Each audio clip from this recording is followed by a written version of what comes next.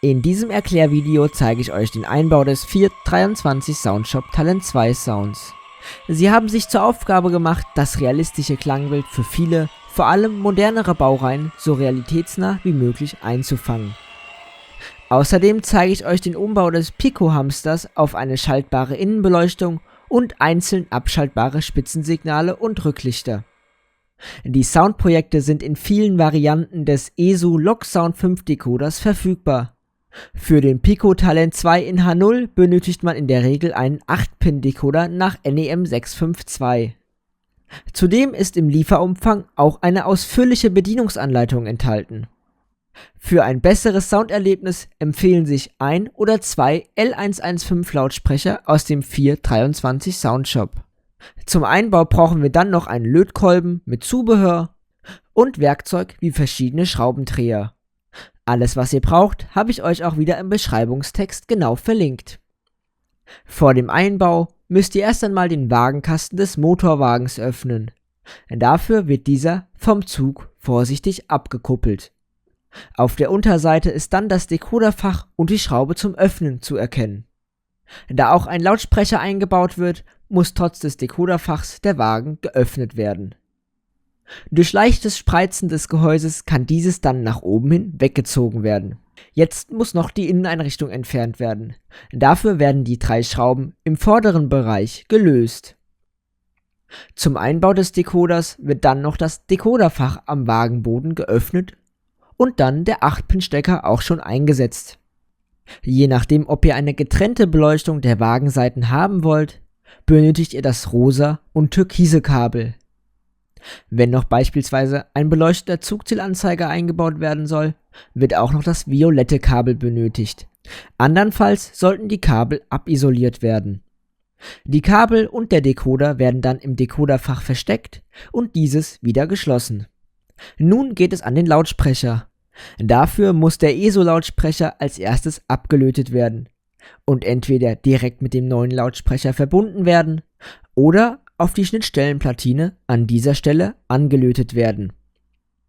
Allerdings nur, wenn auch ein zweiter Lautsprecher über die 8-polige stromführende Kupplung verbaut werden soll. Die L115 Lautsprecher passen perfekt in die kleine Aussparung der Inneneinrichtung. Jedoch muss dafür noch ein bzw. 2 Löcher für die Kabel gebohrt werden. Dann kann der Lautsprecher mit doppelseitigem Klebeband schon fixiert werden. Auf der Platine werden dann die Kabel an dieser Stelle angelötet. Um einen zweiten Lautsprecher einzubauen, muss gegebenenfalls an die freien Pins der Kupplung 2 Kabel angelötet werden. Dafür wird ein Kabel hier und ein kurzes Kabel hier angelötet. Ja, und jetzt werden die Kabel wieder auf der Platine hier angelötet. Der nicht angetriebene Endwagen wird dann wie bereits gezeigt, ebenfalls geöffnet, die Inneneinrichtung abgenommen und dann ebenfalls die Kupplung ausgebaut. Dann werden 2 Kabel an die freien Pins passend zum Motorwagen angelötet und der L115 Lautsprecher genauso eingebaut. Für eine abschaltbare Beleuchtung der Wagenseiten muss das gelbe Kabel hier abgelötet und auf der Platine hier oben wieder angelötet werden. An das gelbe Kabel wird dann das rosa Kabel des ESO-Decoders angeschlossen. Außerdem müsst ihr noch das Kabel hier ablöten und dann wieder hier auf die Platine anlöten. Für dieses benötigt ihr dann das türkise Kabel des Decoders und lötet es wieder an die Platine. Ja, und jetzt fehlt nur noch die schaltbare Innenbeleuchtung. Dafür benötigt ihr LED-Streifen mit wahlweise warm- oder kaltweißen LEDs, Widerstände und Brückengleichrichter sowie dünne Polystyrolplatten. Auch bei der Innenbeleuchtung muss gegebenenfalls hier an der Kupplung am letzten freien Pin ein Kabel angelötet werden.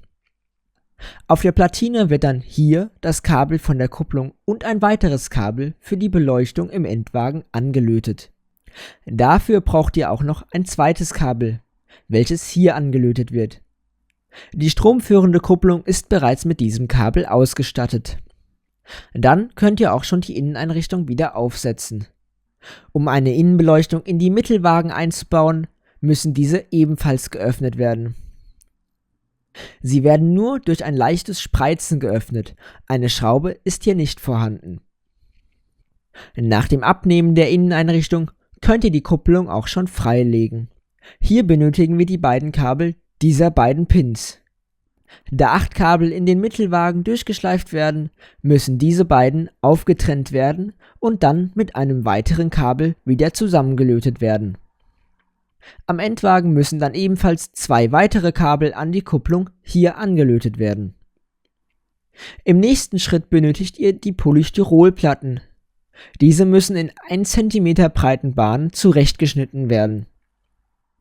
Auf diesen wird dann der LED-Streifen aufgeklebt. An dessen Ende müsst ihr dann noch einen Brückengleichrichter anlöten.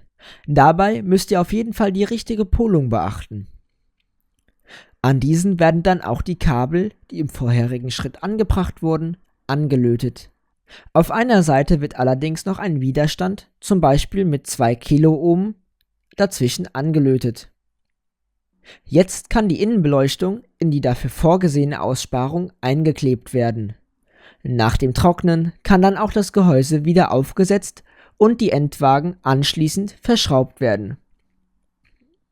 Ja, und so könnt ihr euren Talent 2 mit Premium Sound von 423 Soundshop nachrüsten und durch die abschaltbaren Wagenseiten zum Beispiel das Parklicht einschalten oder in Traktion fahren.